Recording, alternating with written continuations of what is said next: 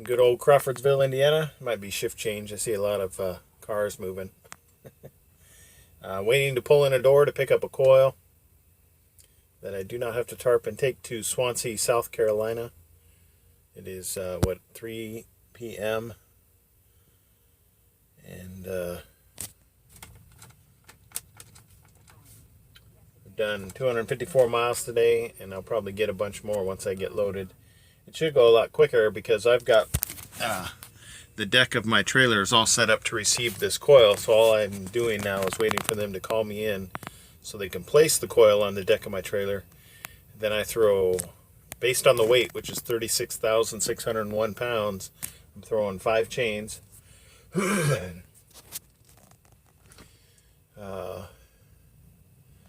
And secure that down, and then I can go.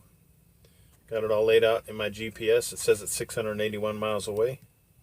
And I don't unload until tomorrow, until after 2 p.m. So it'll take some, once I stop tonight, I'll have to do some additional planning as to when I'm going to start my driving day. Because I want to arrive at the exact moment I can unload without arriving too early. Because when you arrive early on these type of days, you end up wasting a bunch of time sitting there. And that I would rather save for driving away from South Carolina towards my home, because it will be Thursday tomorrow, and I would like to be heading towards St. Louis, or at least somewhere in that general direction of northwest or west, or even northwest. So one of those things will do. Looks like somebody's maybe having some car problems. I don't know. So that's what's going on for right now. Once I get everything secured and chains restrained, I might be able to capture an image or two, so you can see how that is kind of how I'm securing it. It will be suicide style, or eye to the side. And with my chain requirement of 5 chains, which is a securement value of 40,000 pounds, so that covers my 36,000 pound coil. You'll see that there's 2 chains in the center, 2 chains at the rear, and 1 chain at the front, or something along those designs. I secure the rear. Since I have an odd number of chains, the rear will get the more chains than the front will, because I want to secure it from rolling through my cab more so than rolling off the back of my trailer. So that's the general rule of thumb. So if you were able to see the back side of my thumb, it's got a bunch of rules on it, and I go by the rule of thumb, and then we go from there. We'll see what happens. Well, I was way off. Well, not way off. There's only 2 choices, tarp or no tarp. And my load assignment said no tarping. But the paperwork says to tarp, so you have to do what the paperwork says. So I got everything secured, nice and neat, and then found out I had to tarp after that. So I thought I was going to be able to show all that stuff, but not anymore.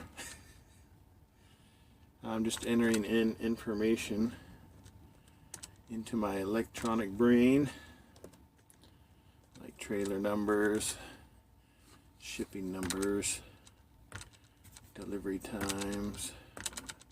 Editing my clock right now to show my loading time. Lots of boring stuff, but you know, this is what happens when you are loading. Get it. 14, 52. Okay. Gotta do one other thing here.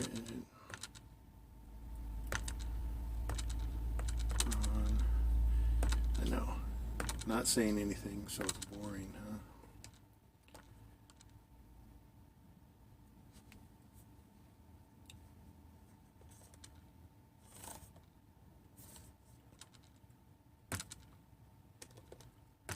That in. Now I get to send a message to my company, let them know that I am loaded, ready to go. All kinds of numbers to type in. It's almost as bad as getting fuel, because there's like 700 numbers I have to type in for that. But it's all good. We've got this new, well, it's not Pilot has a new application for fueling. And I say it's worked out of the 24 times I tried to use it, it's worked twice. It's not worth it to me to waste my time trying to get an application to work in order to fuel my truck. I'm still waiting for the CAT scale app to be hopefully modified so I can use that, because if that can ever get to work, I've only tested it one time, but if we can get that to work, that'll be awesome. Coil weighs 36,600. Not sure what I said before, but that's what its weight is on the paperwork. Let's see. Going to Swansea. Yes, I did tarp it.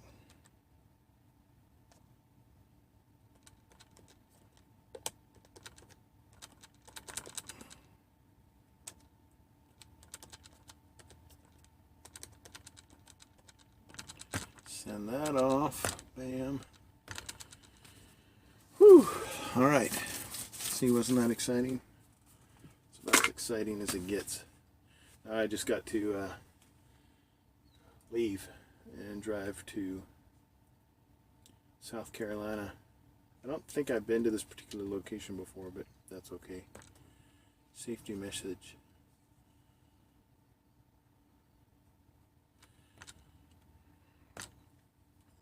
Get safety messages, and it's usually because, you know, there's a lot of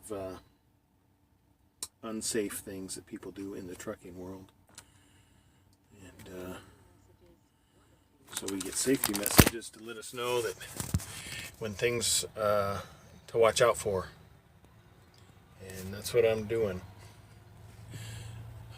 Avoiding running into the back of people, backing into things, or carrying alcohol in my truck, because apparently truck drivers do that. That's crazy. So I know accidents happen out of no fault to some drivers, but there are some things that you can avoid doing, like carrying alcohol in your truck.